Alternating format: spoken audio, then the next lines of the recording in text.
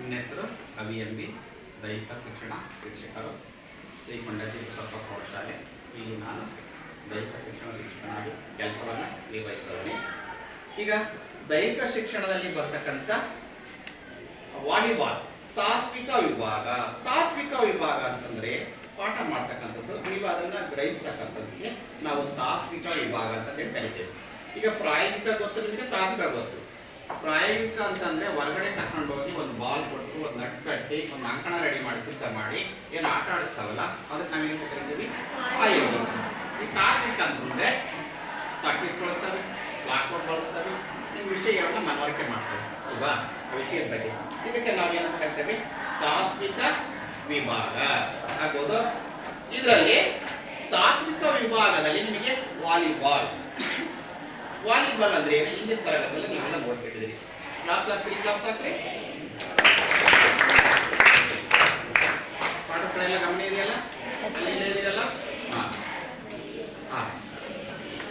ಈಗ ವಾಲಿಬಾಲ್ ಅಂದ್ರೆ ಏನೋ ಸ್ವಲ್ಪ ಅದು ಪರಿಚಯ ಮಾಡ್ಕೊಳ್ಳೋಣ. ಹಿಂದಿನ ತರಗತಿಯಲ್ಲಿ ನೀವು ನೋಡಿದಿರಿ, ಅರ್ಥ ಆಯ್ತಾ? ವಾಲಿಬಾಲ್ ಅಂತಂದ್ರೆ ಸಾಮಾನ್ಯವಾಗಿ ಏನಪ್ಪ ಅಂದ್ರೆ 18 × 9, 18 ಮೀಟರ್ ಉದ್ದ, 9 ಮೀಟರ್ ಅಗಲ ಇರ್ತಕ್ಕಂಥ ಒಂದು ಅಂಕಣದಲ್ಲಿ ಏನ್ ಮಾಡ್ತೇವೆ ನಾವು ಆಟವನ್ನ ಆಡ್ತೇವೆ ಅಲ್ವಾ. ಇದಕ್ಕೆ ನಾವು ವಾಲಿಬಾಲ್ ಅಂತ ಕರೀತೇವೆ. ಈ ವಾಲಿಬಾಲ್ ಅಂತಕ್ಕಂಥದ್ದು ಯಾವ ದೇಶದಲ್ಲಿ ಕಂಡುಹಿಡಿಯೋದು ಗೊತ್ತಾಯ್ತು ನಿಮಗೆ, ಮಾಹಿತಿಯಲ್ಲಿ ಹಿಂದಿನ ತರಗತಿ ಓದಿದೀನಿ. ಅಮೆರಿಕ ದೇಶದಲ್ಲಿ ಬಂದಂತ ಒಂದು ಕ್ರೀಡೆ ಅಲ್ವಾ. ಇದನ್ನ ಹುಟ್ಟು ಹಾಕಿದಂತ ವ್ಯಕ್ತಿ ವಿಲಿಯಂ ಜಿ ಮಾರ್ಗನ್ ಅಲ್ವಾ. ವಿಲಿಯಂ ಜಿ ಮಾರ್ಗನ್ ಈ ವಾಲಿಬಾಲ್ ಆಟವನ್ನ ಹುಟ್ಟು ಹಾಕಿದರು ಅಲ್ವಾ.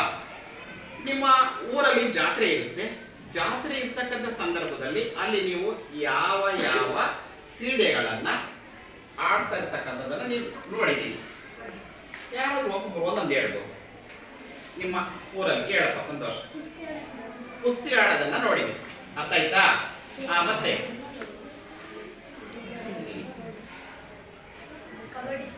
ಕಬಡ್ಡಿ ಆಡೋದನ್ನ ನೋಡಿದ್ದೀವಿ ಅಲ್ವಾ. ಮತ್ತೆ ಕ್ರಿಕೆಟ್, ಥ್ರೋಬಾಲ್ ಆಟವನ್ನು ಸಹ ನೋಡಿದ್ವಿ. ಮತ್ತೆ ಯಾವ ಆಟ ನೋಡಿದ್ರಿ ನೀವು? ವಾಲಿಬಾಲ್, ಆಯ್ತಾ?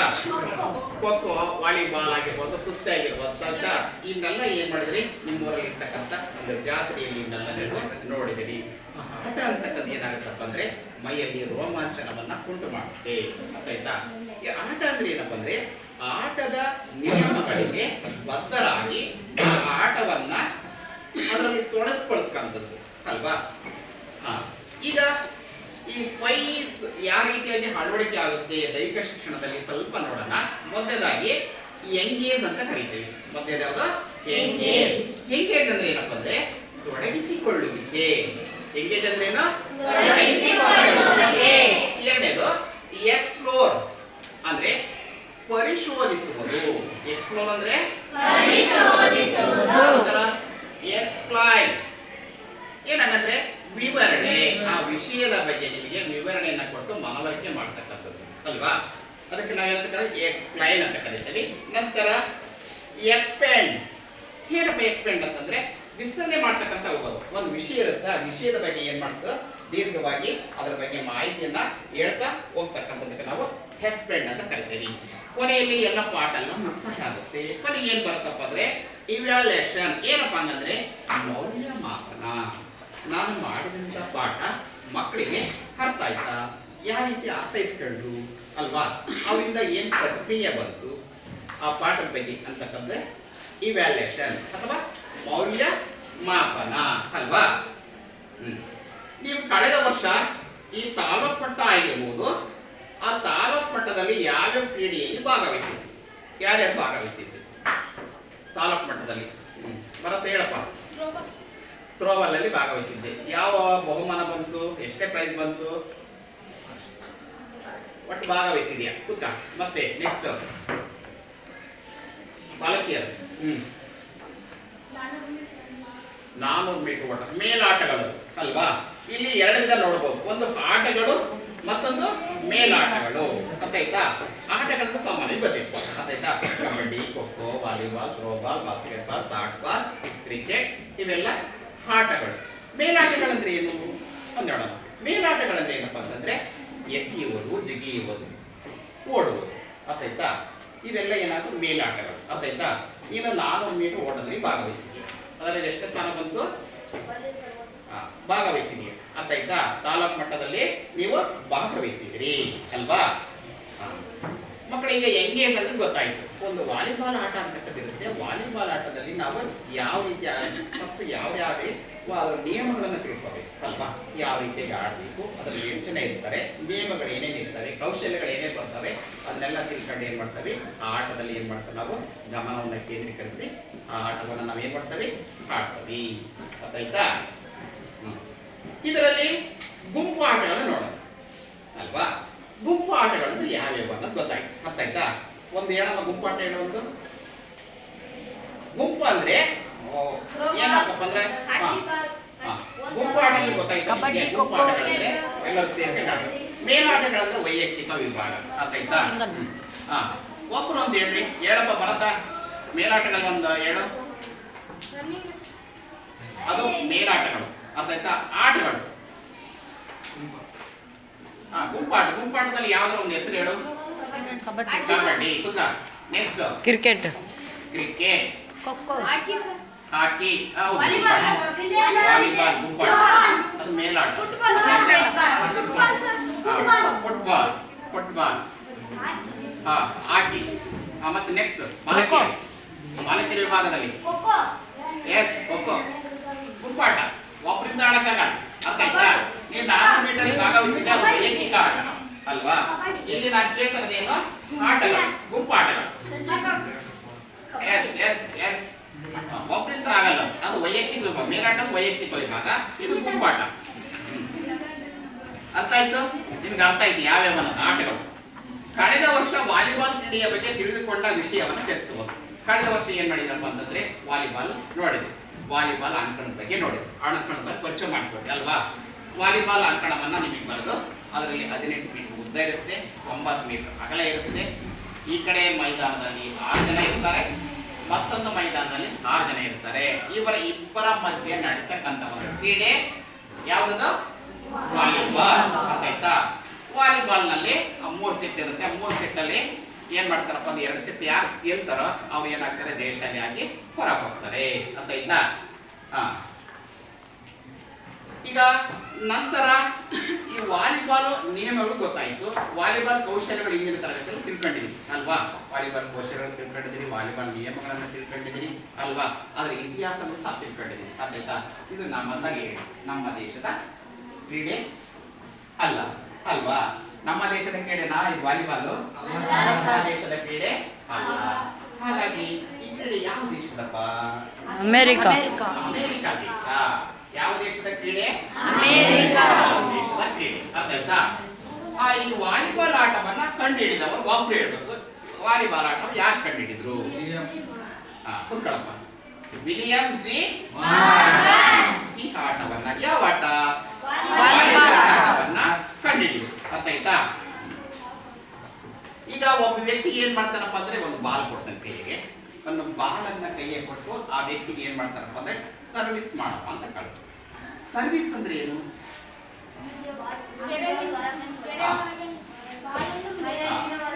ಕೆರೆಯಿಂದ ಒಬ್ರು ಹೇಳ. ಸಂತೋಷ ಹೇಳ್ತಾನೆ. ಸಂತೋಷ ಹೇಳಪ್ಪ.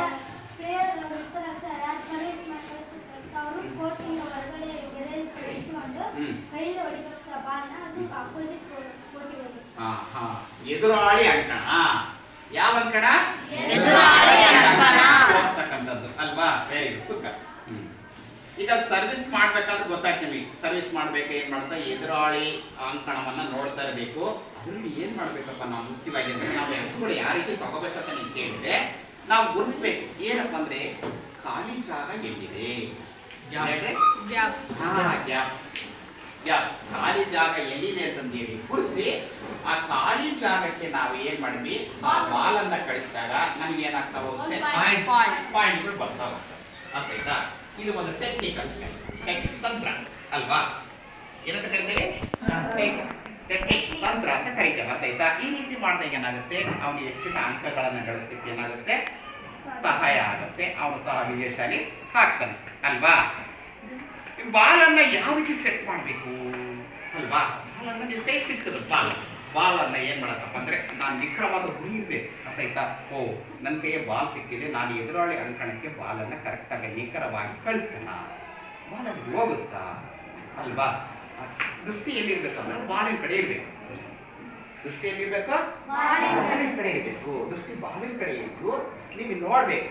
ಈಗ ನಾನು ಸರ್ವಿಸ್ ಮಾಡ್ತಕ್ಕಂಥದ್ದು ಎದುರಾಳಿ ಅಂಕಣಕ್ಕೆ ಹೋಗಿ ಬೀಳುತ್ತಾ ಏನು ಹೊರಗಡೆ ಹೋಗುತ್ತಾ ಅನ್ನೋದು. ಹಾಗಾಗಿ ನಾವು ಬಾಲನ್ನು ಸೆಟ್ ಮಾಡ್ಕೋಬೇಕು. ಬಾಲನ್ನು ಸೆಟ್ ಮಾಡಿಕೊಂಡು ಆ ಬಾಲನ್ನು ನಿಖರವಾಗಿ ನೀವೇನು ಮಾಡಿ ಸರ್ವಿಸ್ ಮಾಡಿದಾಗ ಏನಾಗುತ್ತೆ, ಎದುರಾಳಿ ಅಂಕಣಕ್ಕೆ ಹೋಗುತ್ತೆ. ಎದುರಾಳಿ ಅಂಕಣಕ್ಕೆ ನಿಖರವಾಗಿ ಹೋಗುತ್ತೆ. ಅದರಲ್ಲಿ ನಾವು ಮುಖ್ಯವಾಗಿ ಏನು ಮಾಡ್ಬೋದಪ್ಪ ಅಲ್ಲಿ ಅಂತಂದ್ರೆ ಖಾಲಿ ಜಾಗವನ್ನ ಗುರುಸ್ಬೇಕು. ಯಾವ ಜಾಗ ಗುರುಸ್ಬೇಕು? ಯಾಕೆ ಗುರುಸ್ಬೇಕು ಖಾಲಿ ಜಾಗವನ್ನ? Very good. ನಿಮಗೆ ಅಂಕಗಳು ಏನಾಗ್ತಾ ಹೋಗ್ತವೆ?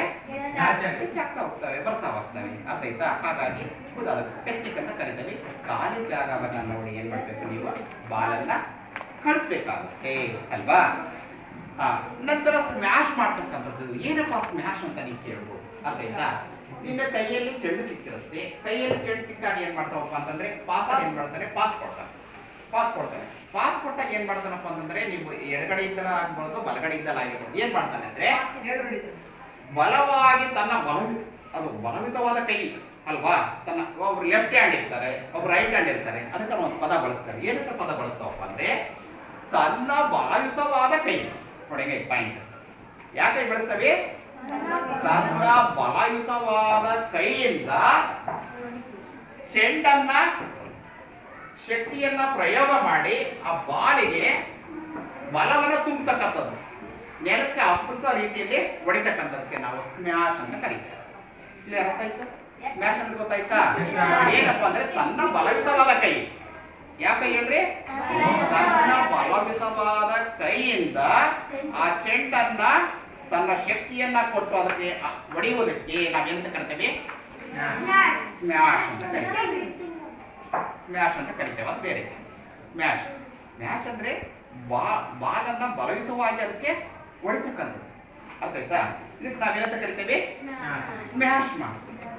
ಈ ಸ್ಮ್ಯಾಶ್ ಮಾಡ್ತಕ್ಕಂಥ ಸಂದರ್ಭದಲ್ಲಿ ಏನೇನು ಗಮನಿಸ್ಬೇಕಪ್ಪ ಅನ್ನೋ ಮುಖ್ಯವಾದ ಪಾಯಿಂಟ್. ಬಾಲ್. ಹೌದು, ಬಾಲನ್ನ ನಾವು ಸ್ಮ್ಯಾಶ್ ಮಾಡಿರ್ತಾರೆ. ಏನನ್ನ ನಾವು ಗಮನಿಸ್ಬೇಕಪ್ಪ ಅಂತಂದ್ರೆ ಆ ವ್ಯಕ್ತಿಯನ್ನ ನೋಡ್ಬೇಕು. ಆ ಕಡೆ ಈ ಕಡೆ ಅಕ್ಕಪಕ್ಕ ನೋಡ್ಬೇಕು. ಅಕ್ಕಪಕ್ಕ ನೋಡಿ ಆ ಡ್ರಾಪ್ ಅಂತ ಕರಿತೇವೆ. ಖಾಲಿ ಜಾಗ. ಆ ಜಾಗ ಖಾಲಿ ಜಾಗ. ಆ ಖಾಲಿ ಜಾಗಕ್ಕೆ ನಾವೇನ್ ಮಾಡಬೇಕು ಅಂತಂದ್ರೆ ಆ ಇಬ್ರು ಏನ್ ಮಾಡ್ತಾನೆ, ಅಲ್ಲಿ ಗಾರ್ಡ್ ಮಾಡ್ತಿರ್ತಾನೆ. ಆಮೇಲೆ ನಮ್ಮ ಬಾಲನ್ನ ನೀನ್ ಸ್ಮ್ಯಾಶ್ ಮಾಡ್ತೀಯ, ಸುಮ್ಮನೆ ಇರ್ತಾನ? Very good. ಏನ್ ಕೊಡ್ತಾನಪ್ಪ ಅವನ? ಚಕ್ ಕೊಡ್ತಾನೆ. ಅವನ್ ನಾವ್ ಏನ್ ಮಾಡ್ಬೇಕು? ಅವನಿಗೆ ಸಿಗದ ರೀತಿಯಲ್ಲಿ ಅಲ್ವಾ. Very good. ಅವನಿಗೆ ಸಿಗದ ರೀತಿಯಲ್ಲಿ ನಾವು ಬಾಲನ್ನ ಕಳಿಸ್ಬೇಕಾಗುತ್ತೆ.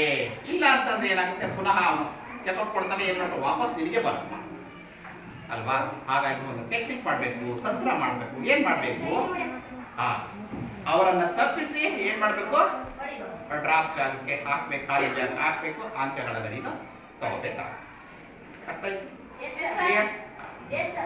ಈ ಸ್ಮ್ಯಾಶ್ ಮಾಡುವಾಗ ಇವೆಲ್ಲ ಅಂಶಗಳನ್ನು ನೀವು ಗಮನಿಸಬೇಕು. ಎದುರಾಳಿ ಅಂಕಣ ನೋಡ್ಬೇಕು, ಯಾರದನ್ನೇ ಯಾರು ಗಾರ್ಡ್ ಮಾಡ್ತಾನೆ ಆ ವ್ಯಕ್ತಿಯನ್ನ ಬಿಟ್ಟು ಖಾಲಿ ಜಾಗವನ್ನ ನೋಡ್ಕೊಂಡು ಏನ್ ಮಾಡ್ಬೇಕು, ನಾವು ಬಾಲನ್ನ ಸ್ಮ್ಯಾಶ್ ಮಾಡ್ಬೇಕು. ಕ್ಲಿಯರ್? ಎಲ್ಲ ಅಂಶಗಳು ಗೊತ್ತಾಯ್ತು ನಿಮಗೆ? ಯಾವ ಅಂಶಗಳನ್ನು ಗಮನಿಸ್ಬೇಕಾದ್ರೆ ಗೊತ್ತಾಯ್ತು ನಿಮಗೆ? ಈಗ ಹಾಗಾದ್ರೆ ವಾಲಿಬಾಲ್ ಆಟಗಾರರಲ್ಲಿ ಇರಬೇಕಾದ ಗುಣಲಕ್ಷಣಗಳು ಏನೇನು, ಯಾವ ಲಕ್ಷಣಗಳು ಇರಬೇಕು ಆ ವ್ಯಕ್ತಿ ಫಿಟ್ನೆಸ್ ಅಂತ ನಾವು ನೋಡ್ತೀವಿ. ಏನಪ್ಪ ಅಂದ್ರೆ ಆ ವ್ಯಕ್ತಿ ನೀಳಪಾಯವಾಗಿರ್ತಾನೆ, ಎತ್ತರವಾಗಿರ್ತಾನೆ ಅಲ್ವಾ, ಬಲಿಷ್ಠವಾಗಿರ್ತಾನೆ, ಸ್ನಾಯುಗಳು ದಷ್ಟಪುಷ್ಟವಾಗಿರ್ತವೆ. ಯಾಕಪ್ಪ ನೀವು ಕೇಳಬಹುದು? ಸ್ಮ್ಯಾಶ್ ಮಾಡ್ಬೇಕಾದ್ರೆ ಬಲ ಬೇಕೇ ಬೇಕು. ಯಾವುದೇ ಒಂದು ವಸ್ತು ನಿಶ್ಚಲ ಸ್ಥಿತಿಯಲ್ಲಿರ್ತಕ್ಕಂಥ ವಸ್ತುವನ್ನ ನಾವು ಬಲವನ್ನ ಕೊಟ್ಟಾಗ ಅದೇನಾಗುತ್ತಪ್ಪ, ಮುಂದಕ್ಕೆ ಚಲನೆನ ಆಗುತ್ತೆ ಅಲ್ವಾ. ನೀವು ನನ್ನ ಚಲನೆ ಏನ್ ಬರುತ್ತಂದ್ರೆ ಅಲ್ವಾ,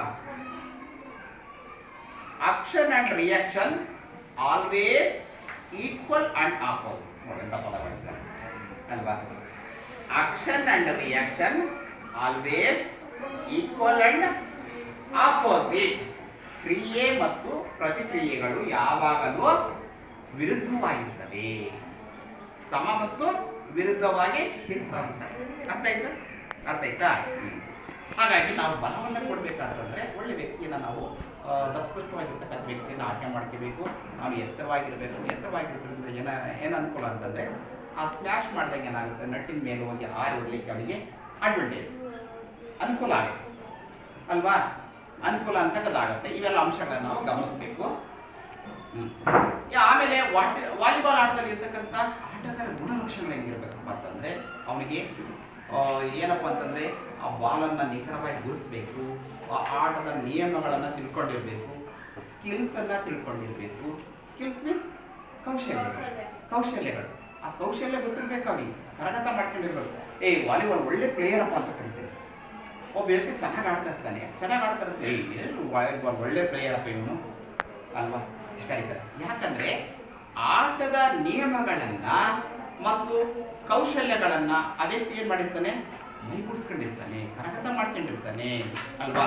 ಹಾಗಾಗಿ ಏನ್ ಮಾಡ್ತಾನಪ್ಪ ಅಂತಂದ್ರೆ ಆ ವ್ಯಕ್ತಿ ಏನ್ ಮಾಡ್ತಾನೆ, ಅದರಲ್ಲಿ ಸಫಲತೆಯನ್ನ ಕಾಣಲಿಕ್ಕೆ ಸಾಧ್ಯತೆ ಅಂತಕ್ಕದ್ದು ಇದೆ ಅಲ್ವಾ. ಈಗ ವಾಲಿಬಾಲ್ ಆಟಗಾರ ಇರಬೇಕಾದ ಗುಣಲಕ್ಷಣ ಗೊತ್ತಾಯ್ತು ನಿಮಗೆ ಅಲ್ವಾ. ಯಾವ್ಯಾವ ಗುಣಲಕ್ಷಣಗಳಿದ್ರೆ ಆ ಆಟದಲ್ಲಿ ನಾವು ಸಫಲತೆಯನ್ನ ಹೊಂದಲಿಕ್ಕೆ ಸಾಧ್ಯತೆ ಅಂತಕ್ಕದ್ದು ಇದೆ ಅನ್ನೋದು ಗೊತ್ತಾಯ್ತು ಅಲ್ವಾ. ಈಗ ಪಂದ್ಯಾವಳಿಗಳು ಅಲ್ವಾ, ಅನೇಕ ಪಂದ್ಯಾವಳಿಗಳು ನಡೀತವೆ ಅಲ್ವಾ. ಆ ಪಂದ್ಯಾವಳಿಗಳನ್ನ ಏನ್ ಮಾಡಬೇಕು, ಭಾಗವಹಿಸ್ತವೆ, ಬಹುಮಾನ ಅಂತ ಪಡಿತೀವಿ ಅಲ್ವಾ. ಹಾಗಾದ್ರೆ ಆ ಪ್ರಶಸ್ತಿಗಳು ಯಾವ್ಯಾವು ಅದವನ್ನದ ಒಂದೇ ನಾವು ನೋಡ್ಕೊಳ್ತಾ ಹೋಗುತ್ತೆ ಅಲ್ವಾ. ಈ ವಾಲಿಬಾಲ್ ಆಟಕ್ಕೆ ಸಂಬಂಧಪಟ್ಟಂತೆ ಅನೇಕ ಪ್ರಶಸ್ತಿಗಳಿವೆ ಅಲ್ವಾ. ಆ ಪ್ರಶಸ್ತಿಗಳು ಏನಾಗ್ತಾವಪ್ಪ ಅಂತಂದ್ರೆ ಅದು ಯಾರು ಜಯಶಾಲಿ ಆಗ್ತಾರ ಆ ವ್ಯಕ್ತಿಗೆ ಏನಾಗ್ತವೆ, ಆ ಗುಂಪಿಗೆ ಹೋಗುತ್ತೆ. ಇಡೀ ಗುಂಪು ಅಂತಕ್ಕದ್ದು ಏನ್ ಮಾಡುತ್ತೆ, ಇದು ನನ್ನ ಪ್ರಶಸ್ತಿಯನ್ನ ಪಾರಿತೋಷಕವನ್ನ ಏನ್ ಮಾಡ್ತಾರೆ ಪಡಿತಾ ಹೋಗ್ತಾರೆ ಅಲ್ವಾ. ಈ ಕಲಿಕಾಂಶಗಳು ನಿಮಗೆ ಗೊತ್ತಾಗ್ತಾ ಹೋಗ್ತು ಅಲ್ವಾ. ಕಲಿಕಾಂಶಗಳು ಗೊತ್ತಾಗ್ತಾ ಹೋಗ್ತು. ಏನಪ್ಪಾ ಅಂತಂದ್ರೆ ಯಾವ ರೀತಿ ನಾವು ಆಟವನ್ನ ಆಡಬೇಕು, ಯಾವ ರೀತಿ ಅಂಕಗಳು ನಮಗೆ ಲಭಿಸ್ತಾ ಹೋಗ್ತವೆ, ಏನೇನು ನಿಯಮಗಳನ್ನ ಪಾಲನೆ ಮಾಡಬೇಕು, ಯಾವ್ಯಾವ ಕೌಶಲ್ಯಗಳನ್ನು ನಾವು ಬಳಸಬೇಕು ಅನ್ನೋದೇ ಮಾಹಿತಿ ನಿಮಗೆಲ್ಲ ಗೊತ್ತಾಯ್ತು ಅಲ್ವಾ. ಇದೆಲ್ಲ ಎಕ್ಸ್ಪ್ಲೋರ್ ಅಲ್ಲಿ ಬರುತ್ತೆ ಅಲ್ವಾ. ಈಗ ಎಕ್ಸ್ಪ್ಲೈನ್ ವಿವರಣೆ. ಎಕ್ಸ್ಪ್ಲೈನ್ ಅಂದ್ರೆ ವಿವರಣೆ. ಪ್ರತಿಯೊಂದು ಗುಂಪನ್ನ ಕರೆಯೋದು ಆ ಕೌಶಲ್ಯದ ಬಗ್ಗೆ ವಿವರಣೆಯನ್ನು ಮಾಡಲು ಅಥವಾ ಓದಬಹುದು. ಈಗ ನೋಡಪ್ಪ, ನಾನು ಏನ್ ಮಾಡ್ತೇನೆ ಅಂದ್ರೆ ಒಂದು ವಾಲಿಬಾಲ್ ಕೊಟ್ಟು ಏನಪ್ಪ ಬಾಲನ್ನು ಇಟ್ಟ ಯಾವ ರೀತಿ ಸರ್ವಿಸ್ ಮಾಡ್ತೀಯ ಅಂತಕ್ಕಂಥದ್ದನ್ನ ಆ ವ್ಯಕ್ತಿಯನ್ನು ಅಬ್ಸರ್ವ್ ಮಾಡ್ತಕ್ಕಂಥದ್ದು ಅಲ್ವಾ. ಈಗ ಸರ್ವಿಸ್ ಅಂದ್ರೆ ಏನಪ್ಪ ಆ ವ್ಯಕ್ತಿಯನ್ನ ಕೇಳ್ತಕ್ಕಂಥದ್ದು ಅಲ್ವಾ. ನಂತರ ಸ್ಮ್ಯಾಶ್ ಅಂದ್ರೆ ಏನು ಅದ್ರ ಬಗ್ಗೆ ಮಾಹಿತಿಯನ್ನ ಕೇಳ್ತಕ್ಕಂಥದ್ದು ಅಲ್ವಾ. ಅದಲ್ಲದೆ ಈಗ ನಿನಗೆ ಹೆಚ್ಚಿನ ಅಂಕ ಬರಬೇಕಲ್ಲ, ಅಂಕ ಬರಲಿಕ್ಕೆ ನೀನು ಏನೇನನ್ನ ಮಾಡಬಹುದು ಅಲ್ವಾ.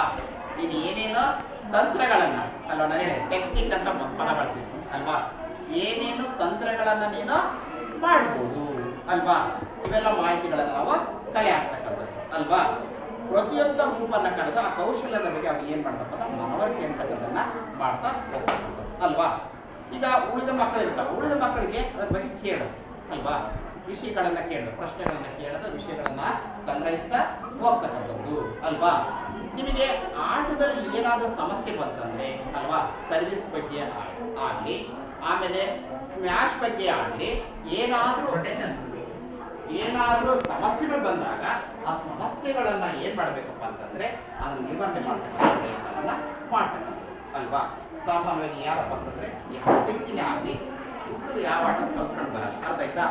ಆಡ್ತಾ ರಾಗ ರೋಗ ಅಲ್ವಾ. ನೋಡಿ ಕಲಿಯೋದಿರುತ್ತೆ, ಮಾಡಿ ಕಲಿಯೋದಿರುತ್ತೆ, ಓದಿ ಕಲಿಯೋದಿರುತ್ತೆ ಅಲ್ವಾ.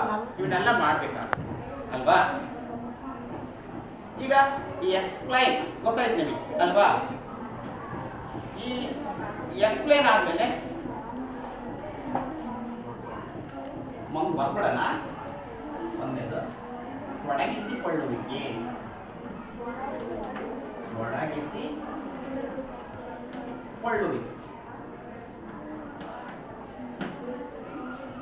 ನಂತರ ಎರಡನೇದು ಎಕ್ಸ್ಪ್ಲೋರ್, ಪರಿಶೋಧಿಸುವುದು.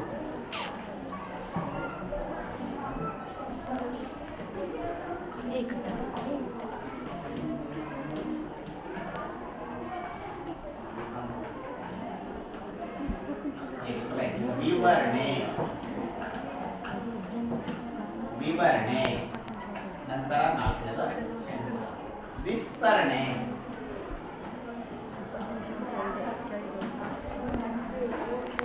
ಕೊನೆಯದಾಗಿ ಮೌಲ್ಯಮಾಪನ.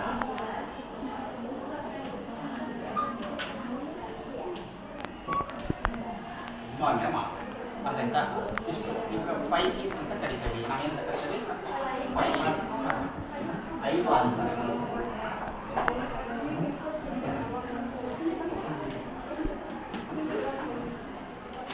ಅಲ್ವಾ? ಈ 5 ಹಂತಗಳನ್ನು ನಾವು ಏನ್ ಮಾಡಬೇಕು? ಬಳಸ್ಕೊಂಡು ನಿಮಗೆ ವಿವರಣೆಯನ್ನ ನೀಡಬೇಕಾಗುತ್ತೆ.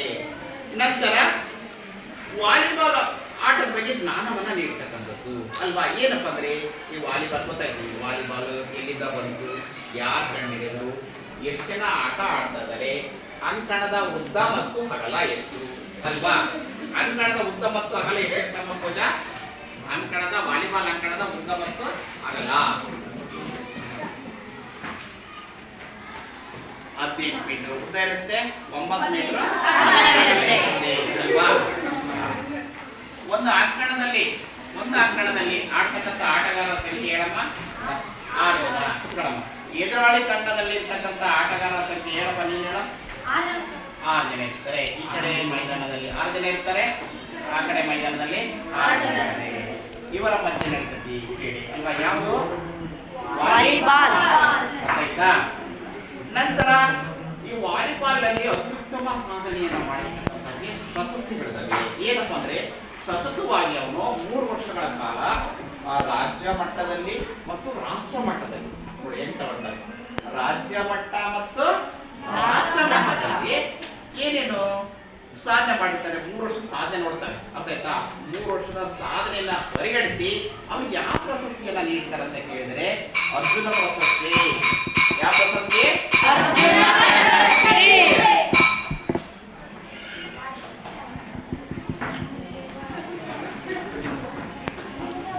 ಯಾವ ಪ್ರಶಸ್ತಿ ನೀಡ್ತಾರೆ? 3 ವರ್ಷಗಳ ಕಾಲ ಸತತವಾಗಿ ಏನ್ ಮಾಡ್ತಾರೆ? ರಾಜ್ಯ ಮಟ್ಟದಲ್ಲಿ ಅವನು ವಿನ್ ಆಗಿರ್ತಾನೆ, ಆಮೇಲೆ ರಾಷ್ಟ್ರ ಮಟ್ಟದಲ್ಲಿ ಸಹ ಅವನು ಏನಾಗ್ತಾನೆ? ಜ್ಯೇಷ್ಠನೇ ಆಗಿರ್ತಾನೆ. ಆ ಪರಿಗಣನೆ ಮಾಡ್ತಾರೆ. 3 ವರ್ಷದ ಅವರ ಸಾಧನೆಯನ್ನ ನೋಡ್ತಾನೆ. ಆ ಸಾಧನೆಯನ್ನ ಪರಿಗಣಿಸಿ ಪ್ರಶಸ್ತಿಯನ್ನ ನೀಡ್ತಾರೆ. ಯಾವ ಪ್ರಶಸ್ತಿ ಅದು?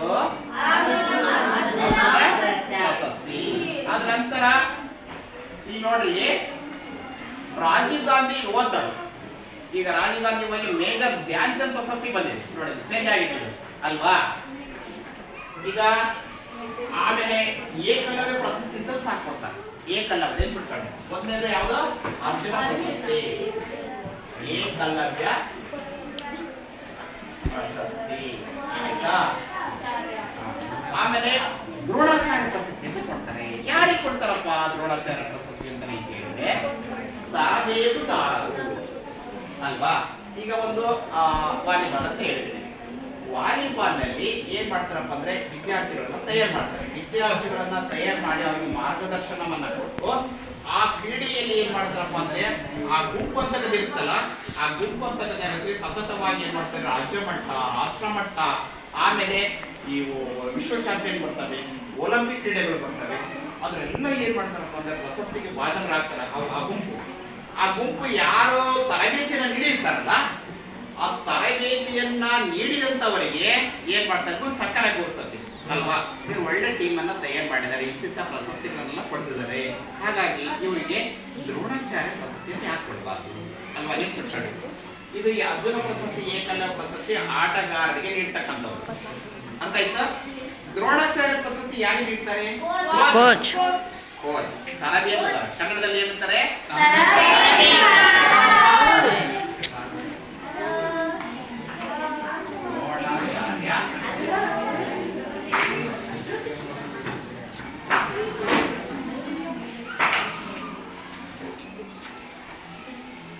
ಯಾವ ಪ್ರಶಸ್ತಿ ನೀಡ್ತಾರೆ? ದ್ರೋಣಾಚಾರ್ಯ. ಆಟಗಾರ ನೀಡ್ತಕ್ಕಂಥ ಪ್ರಶಸ್ತಿ ಹೇಳಿ ಯಾವ್ಯಾವು? ನೀನೆ ಆಟಗಾರರಿಗೆ ಯಾವ ಪ್ರಶಸ್ತಿ ಕೊಡ್ತಾರೆ? ಆಟದಲ್ಲಿ ಆಡ್ತಕ್ಕಂಥ ಒಂದು ರಾಜ್ಯ ಮಟ್ಟ, ರಾಷ್ಟ್ರ ಮಟ್ಟ ಆಗಿರ್ಬೋದು, ಅಂತಾರಾಷ್ಟ್ರೀಯ ಮಟ್ಟ. ಹೇಳಪ್ಪ, ಬರತ್ತ ಹೇಳ. ಅರ್ಜುನ ಪ್ರಶಸ್ತಿ ಕೊಡ್ತಾರೆ. ನಂತರ ಮತ್ತೆ ಪ್ರಶಸ್ತಿ ಕೊಡ್ತಾರೆ. ಯಾರಿಗೆ ನೀಡ್ತಕ್ಕಂಥದ್ದು?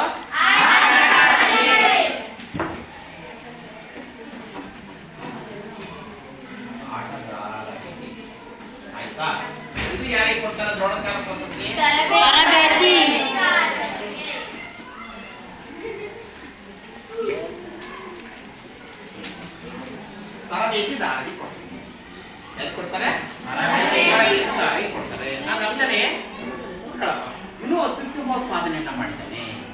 ಒಂದು ಒಲಿಂಪಿಕ್ ಕ್ರೀಡೆಯಲ್ಲಿ ಏನ್ ಮಾಡ್ತಾನೆ ಅಂದ್ರೆ ರಜತ ಪದಕ ಆಗಿರ್ಬೋದು, ಗೋಲ್ಡ್ ಮೆಡಲ್ ಆಗಿರ್ಬೋದು, ಕಂಚಿನ ಪದಕ ತಂದಾನೆ. ಆ ವ್ಯಕ್ತಿಯನ್ನು ಗುರುತಿಸ್ತಾರೆ. ಅರ್ಥಾಯ್ತಾ? ಆ ವ್ಯಕ್ತಿಯನ್ನ ಗುರುತಿ ಏನ್ ಮಾಡ್ತಾರಪ್ಪ ಅಂತಂದ್ರೆ ಯಾವ ಪ್ರಶಸ್ತಿ ಕೊಡ್ತಾರೆ ಅವರಿಗೆ ಅಂತಂದ್ರೆ ಅರ್ಜುನ್ ಪ್ರಶಸ್ತಿ ಆಯ್ತು, ಏಕಲವ್ಯ ಪ್ರಶಸ್ತಿ ಆಯ್ತು, ದ್ರೋಣಾಚಾರ್ಯ ಆಯ್ತು. ಈಗ ಖೇಲ್ ರತ್ನ ಯಾವ ಪ್ರಶಸ್ತಿ? ಪ್ರಶಸ್ತಿ ಕೊಡ್ತಾರೆ ಅಲ್ವಾ?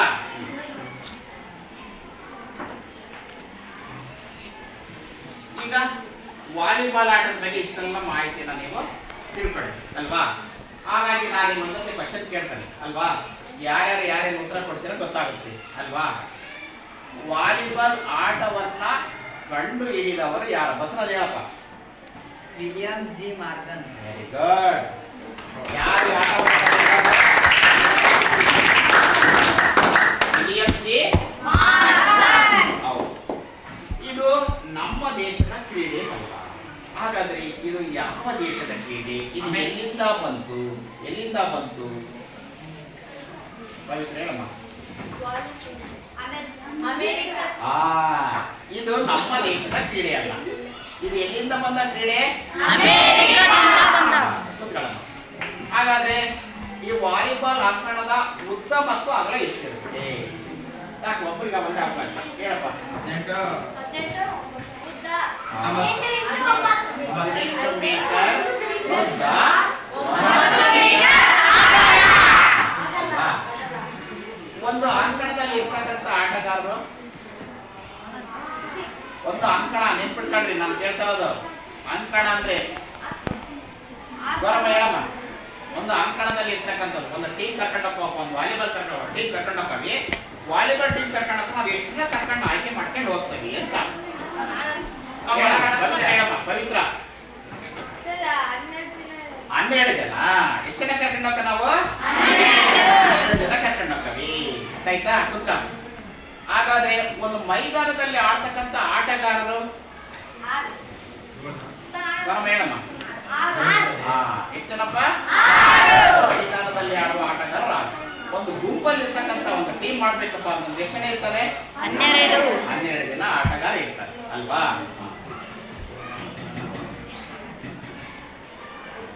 ಈಗ ಸರ್ವಿಸ್ ಬಾಲ್ ಕೊಟ್ಟಿರ್ತಾನೆ.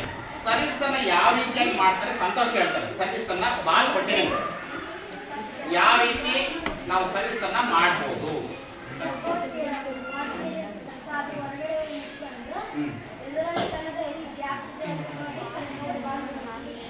Very good. ಕುತ್ಕೊಳ್ಳಪ್ಪ. ಎದುರಾಳಿ ಅಂಕಣವನ್ನು ಫಸ್ಟ್ ಗುರುಸ್ಬೇಕು ನಾವು ಅಲ್ವಾ? ಎದುರಾಳಿ ಅಂಕಣವನ್ನ ಗುರುಸ್ಬೇಕು. ಕಾಲು ಹೊರಗಿರ್ಬೇಕು, ಗೆರೆಯಿಂದ ಹೊರಗಿರ್ಬೇಕು. ಕಾಲು ಗೆರೆಯಿಂದ ಹೊರಗಿರುತ್ತೆ. ಹೊರಗಿದ್ದ ಏನ್ ಮಾಡ್ಬೇಕಪ್ಪ ಅಂತಂದ್ರೆ ನಾವು ಬಾಲನ್ನ ಏನ್ ಮಾಡ್ಬೇಕು? ಸರ್ವಿಸ್ ಮಾಡ್ಬೇಕು. ಅದು ಯಾವ ಜಾಗ ನೋಡ್ಬೇಕು? ಖಾಲಿ ಜಾಗ ನೋಡ್ಬೇಕು. ಖಾಲಿ ಜಾಗವನ್ನ ನೋಡಿ ಏನ್ ಮಾಡ್ಬೋದು ನಾವು? ಸರ್ವಿಸ್ ಅನ್ನ ಮಾಡ್ಬೋದು. ಈಗ ಸ್ಮ್ಯಾಶ್, ಪುನೀತ ನೀನ್ ಹೇಳಪ್ಪ. ಸ್ಮ್ಯಾಶ್ ಅನ್ನ ಯಾವ ರೀತಿಯಾಗಿ ಮಾಡ್ತೀಯಾ? ಸ್ಮ್ಯಾಶ್ ಅಂದ್ರೆ ನಿಮ್ಗೆ ಮಾಹಿತಿ ಕೊಟ್ಟು ಬನ್ನಿ. ಸ್ಮ್ಯಾಶ್ ಅಂದ್ರೆ ಏನು ಹೇಳಪ್ಪ?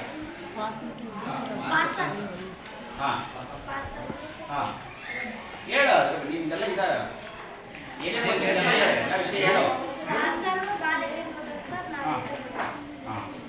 ಪಾಸರ್ ಏನ್ ಮಾಡ್ತಾನಪ್ಪ ಅಂದ್ರೆ ಲಿಫ್ಟ್ ಮಾಡಿಕೊಡ್ತಾನೆ. ಅವಾಗ ಏನ್ ಮಾಡ್ತಾನಪ್ಪ ಅಂತಂದ್ರೆ ಎಡಗಡೆ ಆದ್ರೂ ಕೊಡ್ಬೋದು, ಬಲಗಡೆ ಇಬ್ರು ಇರ್ತಾರೆ. ಆ ಕಡೆ ಹೋದ್ರು ಈ ಕಡೆ ಒಬ್ರು ಇರ್ತಾರೆ ಅಲ್ವಾ? ಅವ್ರು ಏನ್ ಮಾಡ್ತಾನೆ? ಸ್ಮ್ಯಾಶ್ ಮಾಡ್ತಾರೆ. ಸ್ಮ್ಯಾಶ್ ಅಂದ್ರೆ ನಿಮ್ಗೆ ಏನ್ ಮಾಹಿತಿ ಸಿಕ್ತು? ಏನ್ ಸ್ಮ್ಯಾಶ್ ಅಂದ್ರೆ ಹೆಂಗ್ ಹೊಡಿಬೇಕಂತ ನಿಮಗೆ ಮಾಹಿತಿ ಸಿಗ್ತದೆ? ಹೇಳ ಬಸವರಾಜ್ ಹೇಳಪ್ಪ. ಬಸವರಾಜ್ ಹೇಳ. ನಮ್ಮ ಬಲವನ್ನು ಬಾಲಿಗೆ ಪ್ರಯೋಗಿಸಿ ಎದುರಿನ ಆಟಗಾರರ ಅಂಕಣಕ್ಕೆ ಮೈದಾನಕ್ಕೆ ಹೊಡೆಯಬೇಕು. Very good.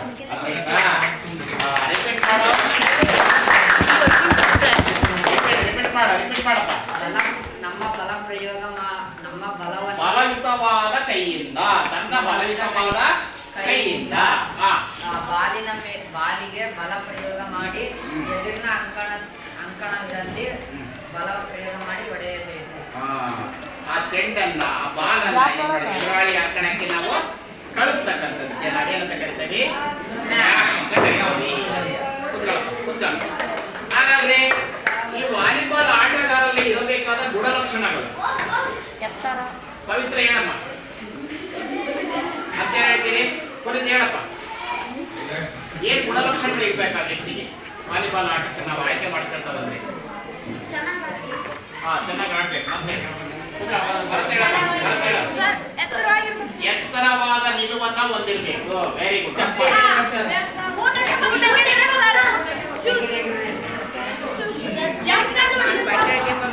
ಎತ್ತರವಾದ ನಿಲುವನ್ನ ಹೊಂದಿರಬೇಕು. ಮೈ ಮಡಿತ ಫ್ಲೆಕ್ಸಿಬಿಲಿಟಿ ಅಂತ ಕರಿತೇವೆ. ಏನಂತ ಕರಿತೇವೆ? ಹೇಳ.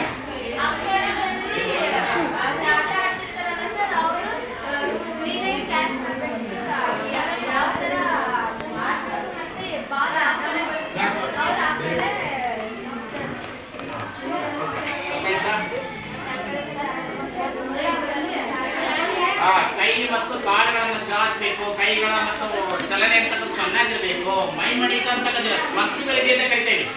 ಬಸವರಾಜ್ ಏನ್ ಹೇಳಪ್ಪ? ಎದುರಾಳಿಯನ್ನ ದಿಕ್ಕು ತಪ್ಪಿಸಿ. Very good. ಎದುರಾಳಿಯನ್ನ ಏನ್ ಮಾಡ್ಬೇಕು?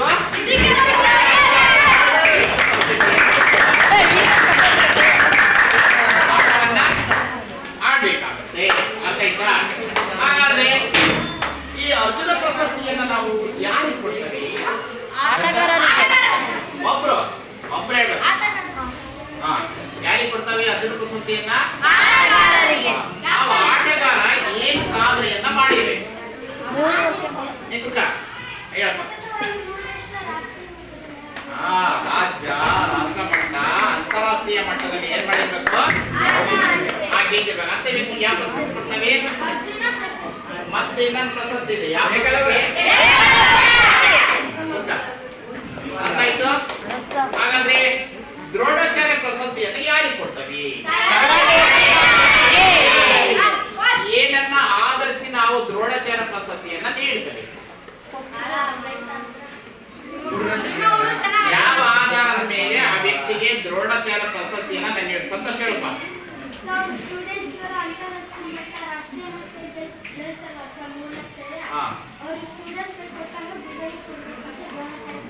Very good. ಏನ್ ಮಾಡ್ತಾರಪ್ಪ ಅಂದ್ರೆ ದ್ರೋಣಾಚಾರ್ಯ ಪ್ರಶಸ್ತಿ ಗೊತ್ತಾಯ್ತು. ಏನಪ್ಪ ತರಬೇತುದಾರಿಗೆ ನೀಡತಕ್ಕಂಥದ್ದೇ ದ್ರೋಣಾಚಾರ್ಯ ಪ್ರಶಸ್ತಿ ಗೊತ್ತಾಯ್ತು. ಏಕಲ್ಯವ ಮತ್ತು ಅರ್ಜುನ ಪ್ರಶಸ್ತಿ ಆಟಗಾರರಿಗೆ ನೀಡತಕ್ಕಂಥ ಪ್ರಶಸ್ತಿ. ಅರ್ಥಾಯ್ತಾ? ಈಗ ನಿಮಗೆ ವಾಲಿಬಾಲ್ ಅಂಕಣದ ಉದ್ದಾಗಲ ಗೊತ್ತು, ಯಾರ ವಾಲಿಬಾಲ್ ಆಟವನ್ನು ಕಂಡುಹಿಡಿದಿರೋ ಅನ್ನೋದು ಗೊತ್ತಾಯ್ತು, ಯಾವ ದೇಶದಿಂದ ಬಂದಂತ ಕ್ರೀಡೆ ಅನ್ನೋದು ಗೊತ್ತಾಯ್ತು ಅಲ್ವಾ? ಇವೆಲ್ಲ ನಿಯಮಗಳು ಗೊತ್ತಾಯ್ತು, ಕೌಶಲ್ಯಗಳು ಗೊತ್ತಾಯ್ತು, ಯಾವ ರೀತಿ ಆಟವನ್ನ ಆಡಬೇಕು, ಸರ್ವಿಸ್ ಅಂದ್ರೇನು, ಸ್ಮ್ಯಾಶ್ ಅಂದ್ರೇನು, ತಂತ್ರಗಳೆಂದ್ರೇನು, ರಕ್ಷಣಾತ್ಮಕ ತಂತ್ರಗಳೆಂದ್ರೇನು, ಆಕ್ರಮಣಾತ್ಮಕ ತಂತ್ರಗಳೆಂದ್ರೇನು, ಎಲ್ಲ ಮಾಹಿತಿ ಇರ್ತಕ್ಕಂಥ ಗೊತ್ತಾಯ್ತು. ಮುಂದಿನ ಹೆಚ್ಚಿನ ಮಾಹಿತಿಯನ್ನ ಮುಂದಿನ ತರಗತಿಯಲ್ಲಿ ತಿಳ್ಕೊಳ್ಳೋಣ.